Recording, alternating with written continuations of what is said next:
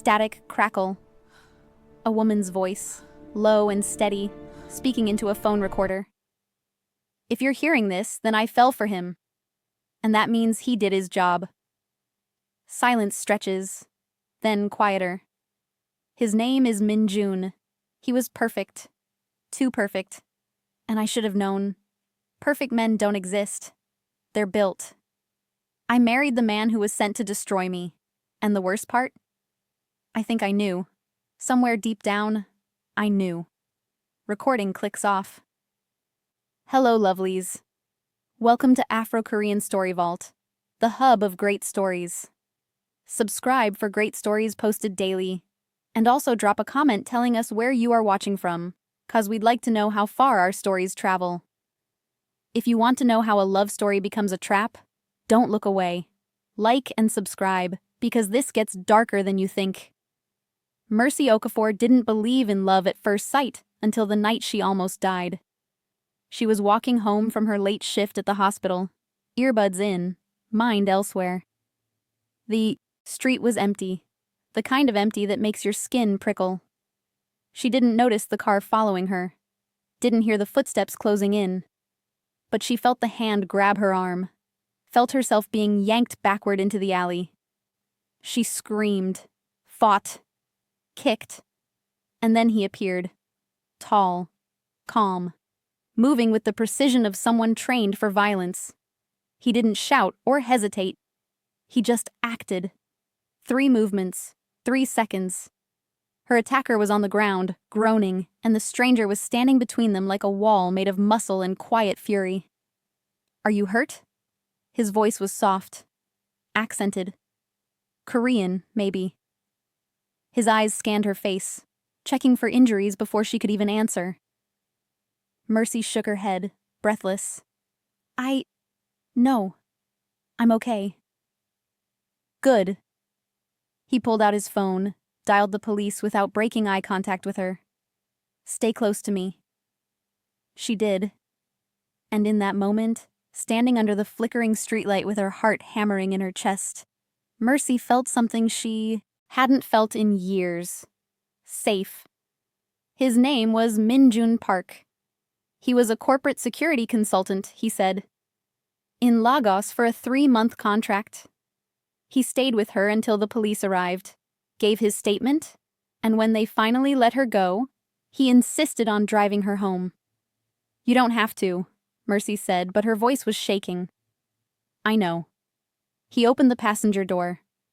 "But I'm going to." She got in. They didn't talk much during the drive. He asked for her address, and she gave it. Asked if she wanted music, and she said no. But the silence wasn't awkward. It was steady. Like he understood that she didn't need conversation right now. She needed presence. When they pulled up outside her apartment, he turned to her. "Can I give you my number? Just in case you need anything." Mercy hesitated. She wasn't the type to accept help from strangers. But something about him felt different. Grounded. Real. "Okay," she said. He typed his number into her phone, saved it under Min-jun, and handed it back. "Get some rest." "And Mercy?" She looked up. "You were brave tonight. Don't forget that." She watched him drive away, and for the first time in months, she slept through the night without nightmares. The next morning, she woke to a text from him. "How are you feeling?" Simple, no pressure, just care. She texted back. They started talking. Coffee turned into dinner. Dinner turned into late-night conversations where he listened, really listened, to everything she said. He didn't interrupt, didn't offer solutions unless she asked. He just held space for her in a way no one ever had. Her best friend, Kioma, was suspicious from the start. "Girl, he's too perfect," Kioma said over brunch 2 weeks later. "Nobody is that emotionally intelligent. Nobody." "Maybe he's just mature?" Mercy offered, but even she heard the doubt in her own voice. "Or maybe he's a psychopath." Kioma sipped her mimosa. I'm just saying, men like that, they're either too good to be true or they're hiding something. Mercy laughed it off. But the seed was planted. Still, she couldn't stay away from him. Min-jun was magnetic in the quietest way. He didn't dominate conversations or demand attention. He just knew things. Knew when she needed space. Knew when she needed closeness. Knew what she was going to say before she said it. One night, they were cooking together in her apartment. She was chopping onions, and he was stirring a pot of jollof rice, and she started to say something about her father. He used to make you taste the rice before he added the seasoning, Min-jun finished, smiling. You told me. Mercy froze. I did? He looked over at her, confused. Yeah. Last week, remember? She didn't, but she nodded anyway. It happened again a few days later. She was talking about her childhood, about the boarding school she hated, and he said, the one in Enugu, right? Where the headmistress made you cut your hair? Mercy's stomach twisted. I don't think I ever told you that. Min-jun paused, then smiled, easy and warm. You did, baby? You were half asleep. We were lying in bed. She wanted to believe him, so she did. But the unease didn't go away. It grew. One evening she was at his apartment, waiting for him to finish a work call in the next room. She could hear his voice, low and steady. Professional. But then she heard something that made her blood run cold. She's opening up faster than expected. Mercy stood up slowly, heart pounding. No resistance so far. Trust is building. I'd say we're ahead of schedule. Her hands trembled. She moved closer to the door, straining to hear more. Understood. I'll keep you updated. The call ended. She heard his footsteps approaching. She barely made it back to the couch before he walked in, smiling like nothing was wrong. Sorry about that. Work stuff. He sat down beside her, kissed her temple. You okay? You look pale. I'm fine, she lied, but she wasn't. That night, she couldn't sleep. She lay beside him, listening to him breathe, and all she could think was, what is he hiding? The relationship moved fast. Too fast. Within 2 months, they were talking about moving in together. Within 3, he proposed. And Mercy said yes, even though every rational part of her brain was screaming to slow down. But here's the thing about Min-jun. He made her feel like the world was safer with him in it. He fixed things. Problems disappeared. Her car broke down? He had a mechanic there within the hour. Her landlord was harassing her. Suddenly, the landlord backed off. Her mother was sick? Min-jun flew her to a private hospital and covered the bills without blinking. It was perfect. Too perfect. Kiyoma confronted her the week before the wedding. Mercy, listen to me. This isn't normal. He's isolating you. He's not isolating me. He's taking care of me. Is he? Or is he making you dependent on him? Kiyoma's eyes were fierce. When's the last time you made a decision without asking him first? Mercy opened her mouth to argue, and realized she couldn't remember.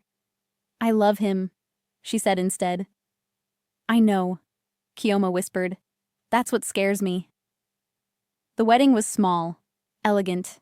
Min-jun's family didn't attend. He said they were estranged. Mercy's family loved him. Of course they did. He was everything they wanted for her.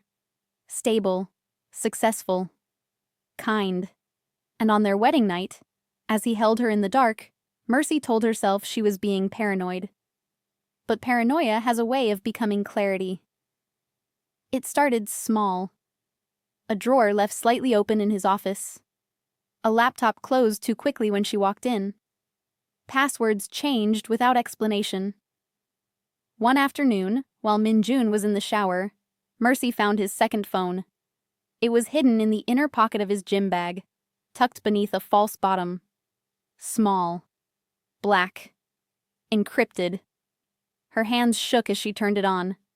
No apps, no contacts. just a single folder. She opened it, and her world shattered. Photos, hundreds of them, of her. Some she recognized, selfies she'd posted online. Others she didn't. Candid shots. Her at the grocery store. Her leaving work. Her sitting in her apartment, taken from outside her window. There were documents, medical records, therapy notes from when she was 16, bank statements, a full psychological profile, and at the top of the folder, a file name that made her stomach drop: Project Mercy. She scrolled, read, and with every line, the truth carved itself deeper. She wasn't random. She was chosen. A target. Her breathing quickened. She kept reading. There were notes, strategies, timelines. Subject shows signs of attachment trauma. Use protective behavior to establish trust. Isolate gradually. Avoid suspicion. Marriage will complete phase 1. Mercy's vision blurred. She heard the shower turn off, heard Min-jun humming in the bathroom. She closed the phone, put it back, went to the bedroom, sat on the edge of the bed. When he walked out, towel around his waist, smiling, she looked at him and felt nothing but ice. "You okay, baby?" he asked.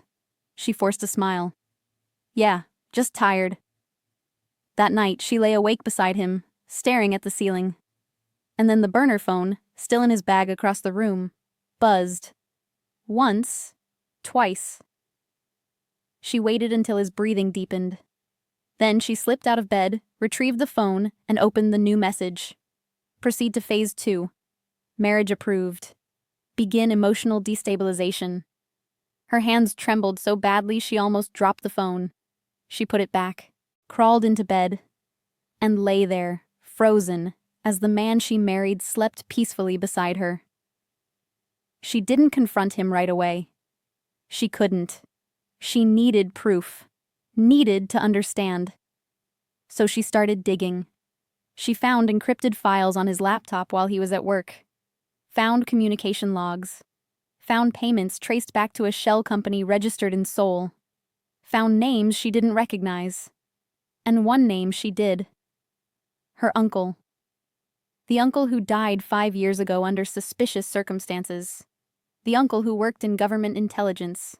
The uncle who, according to these files, had been investigating a trafficking network before his death. And suddenly, it all made sense. Mercy wasn't just a random woman. She was a liability. A loose end. Someone who might one day remember too much, ask too many questions, connect too many dots. And Min-jun was sent to neutralize her. Not with violence, with love.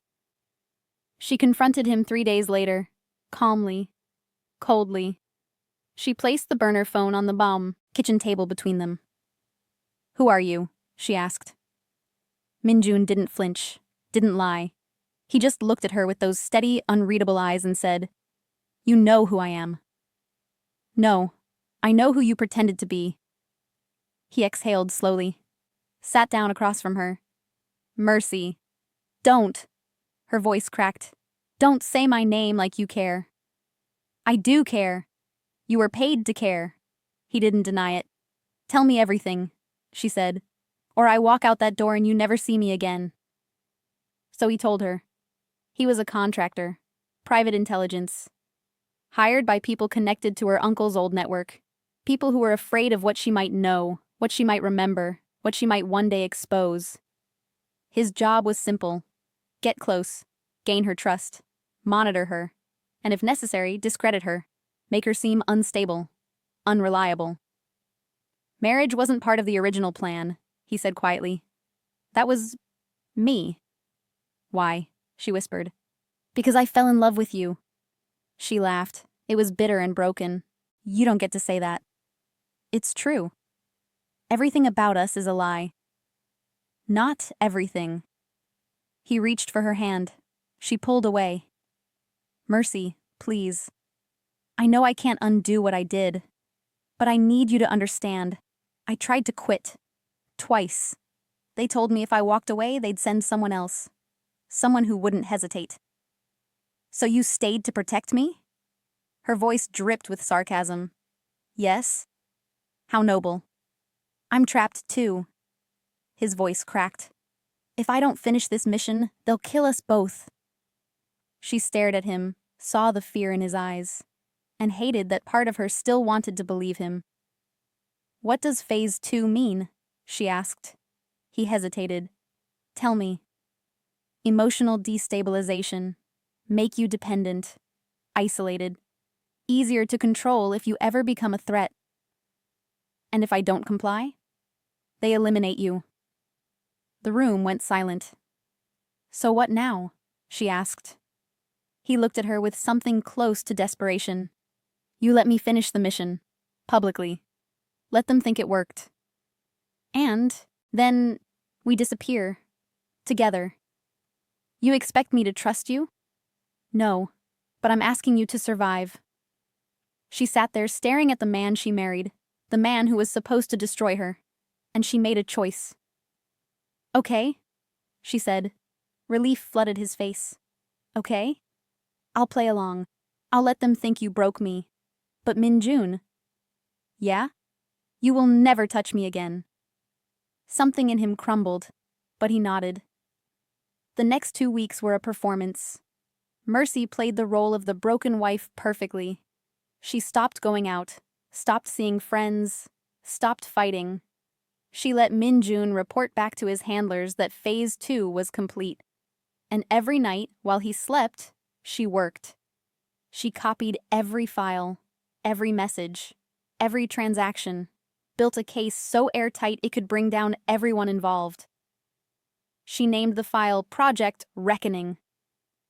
The night the mission officially closed, Min-jun came home with flowers. Guilt flowers. It's over, he said. They're satisfied. We're free. Mercy looked at him from the couch. Are we? Yes. Good. He sat beside her, careful not to touch. I know you hate me. I don't hate you, she said evenly. I understand you. He looked confused. You understand? You chose survival. I get it. She stood up, walked to her laptop, opened it. A folder appeared on the screen. He leaned forward, read the name. His face went white. What is this? Insurance. She turned to him. Everything you gave them? I have it. Everything they did? I have proof. Every name, every payment, every order. It's all here. Mercy. I already sent copies to 3 journalists, 2 lawyers, and 1 very angry government whistleblower. If anything happens to me, it goes public. He stared at her. You played me. I learned from the best. For a long moment, neither of them spoke. Then he started laughing. Quiet. Broken. God, I really did fall in love with you. I know, she said. That's why this hurts. What happens now? She closed the laptop. Now, you leave. And if you ever try to contact me again, I release everything. He stood slowly, looked at her like he was memorizing her face. For what it's worth, I meant it. All of it. I know. She walked to the door, opened it. Goodbye, Min-jun. He left without another word. Mercy closed the door, locked it. And for the first time in months, she let herself cry. But the tears weren't for him. They were for the version of herself who believed perfect men existed. 3 months later, Mercy sat in a cafe in Accra, sipping coffee and reading the news on her tablet. The trafficking network had been exposed. Arrests were being made. Her uncle's name was finally cleared. Her phone buzzed. Unknown number. She opened the message. I'm glad you're safe. MJ. She stared at it for a long time, then typed back. Don't contact me again. But she didn't block the number. Not yet. Because somewhere, deep down, she still wondered, was any of it real? And maybe that was the real poison. Not the lies, but the truth buried inside them. Mercy closed her phone, finished her coffee, and walked out into the bright Accra sun. She was free. But freedom, she was learning, didn't mean forgetting. It just meant surviving. Welcome to Afro-Korean Story Vault, lovelies. Was this love or war? Drop a comment below with your thoughts. And if this story kept you hooked, subscribe because the next one is even darker. Trust me, you don't want to miss it. See you in the next story.